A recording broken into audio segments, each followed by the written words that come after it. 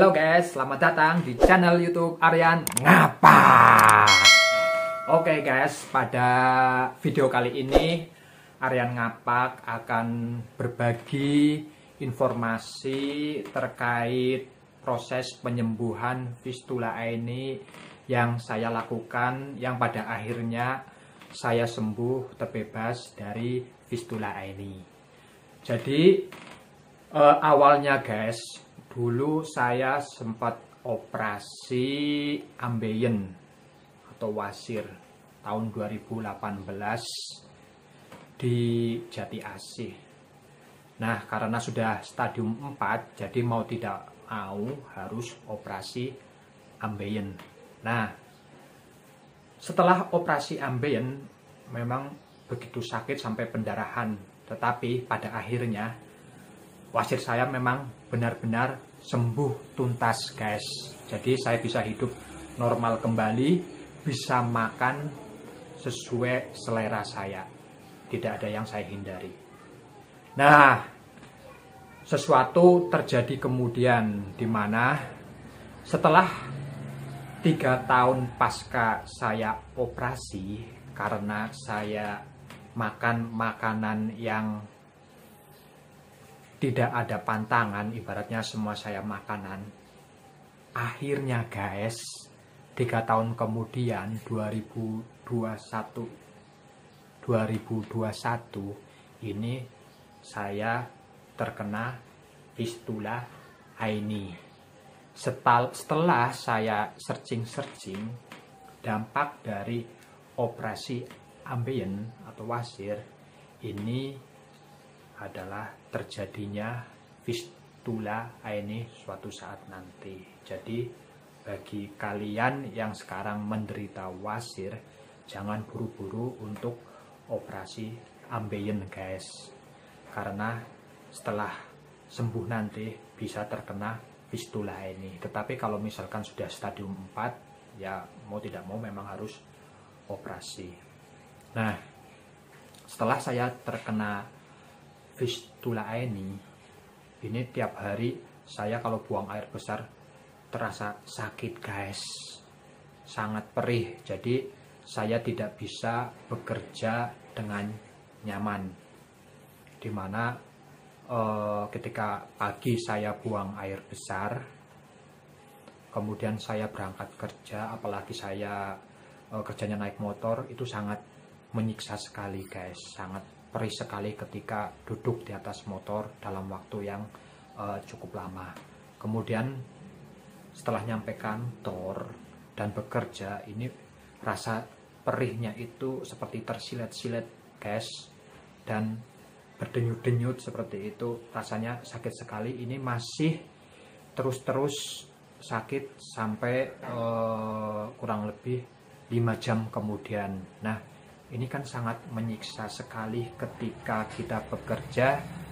Ini membuat kita kurang konsen guys. Dan apabila kita duduk, karena kita bekerja kan biasanya kita duduk, ini kita memang sangat menderita sekali, sehingga baru duduk misalkan 5 menit, kemudian kita harus berdiri lagi. Jadi tentunya pekerjaan kita akan terganggu. Nah, karena saya merasa tiap hari sangat menderita kena fistula ini, maka saya mencoba searching untuk mencari pengobatan untuk penyembuhan fistula ini saya. Namun ketika saya searching, ternyata satu-satunya cara untuk penyembuhan penyakit fistula ini dengan cara metode operasi. Nah, operasi dengan ibaratnya nanahnya dibuang ya guys, tapi otomatis kan harus disayat terlebih dahulu dan dibiarkan lukanya terbuka, dan itu pasti sangat sakit sekali guys. Karena dulu ketika saya operasi wasir, waktu operasi itu memang tidak sakit, hanya 15 menit, tetapi ketika pas operasi sakitnya luar biasa, terutama ketika BAB guys. Setelah BAB, waduh, nyerinya parah lagi sampai pendarahan guys. Maka dari itu punya pengalaman itu, saya sudah tidak mau untuk operasi lagi. Saya mencoba untuk mencari-cari pengobatan alternatif, guys. Dan waktu itu saya juga mencoba mencari obat-obatan di online. Dan ternyata justru obat online itu yang sangat sudah banyak terjual untuk fistula ini, itu justru memperparah fistula ini saya, karena di situ ada salah satu obatnya, obat yang terbuat dari ekstra daun sirsak. Nah, ternyata ekstra daun sirsak itu setelah diminum bukannya justru membaik, fistula ini saya malah semakin parah. Kenapa? Karena ternyata daun sirsak itu ini justru akan memperkeras BAB kita, guys. Kita akan jadi susah buang air besar, sehingga tadinya fistula ini yang sudah saya obati ini malah semakin parah, guys. Nah, kemudian saya hentikan pengobatan tersebut. Kemudian ada info dari teman untuk mencoba pengobatan melalui ibaratnya tradisional herbal, guys. Yaitu waktu itu saya dapat referensi dari teman kantor, guys, untuk mencoba pengobatan alternatif, yaitu melalui pijat tradisional. Nah, karena saya berikhtiar untuk bisa sembuh dari penyakit ini, maka kemudian saya coba, apa salahnya saya coba. Nah, kemudian saya mencoba ke sana. Nah, sampai di tempat pengobatan alternatif tersebut, ternyata, guys, yang berobat di sana sangat banyak, harus antri. Saya untuk sampai tindakan pemijatan ini harus menunggu kurang lebih 3 jam, guys. Lama sekali. Dan ketika giliran saya untuk dipijat, ternyata pemijatnya itu hanya 5 menit, guys. Yaitu saya cuma dipijat di bagian sini sama dada, kemudian bagian mata kaki, guys. Tetapi ketika dipijat itu sangat sakit sekali, guys. Nah, setelah dipijat kemudian saya dikasih air minum. Sebelumnya dia kasih ibaratnya mantra atau apalah, dibacakan doa, kemudian saya disuruh minum.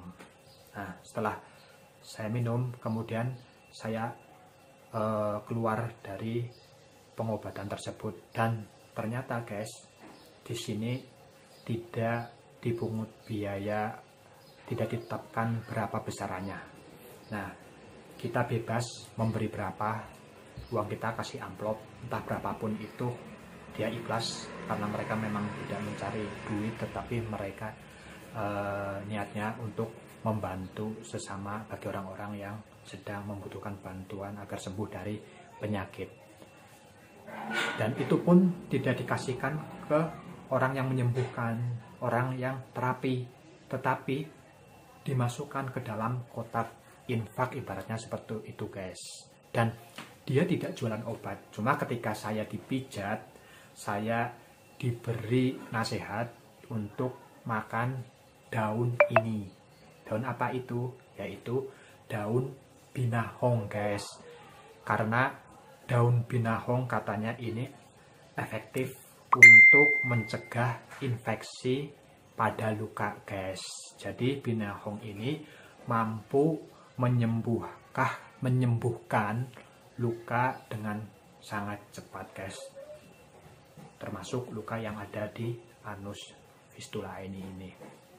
Nah, kemudian saya pulang dan saya berupaya untuk menanam binahong di depan teras saya sebanyak-banyaknya. Nah, selain itu karena baru ditanam, maka saya mencoba mencari daun binahong di online, guys.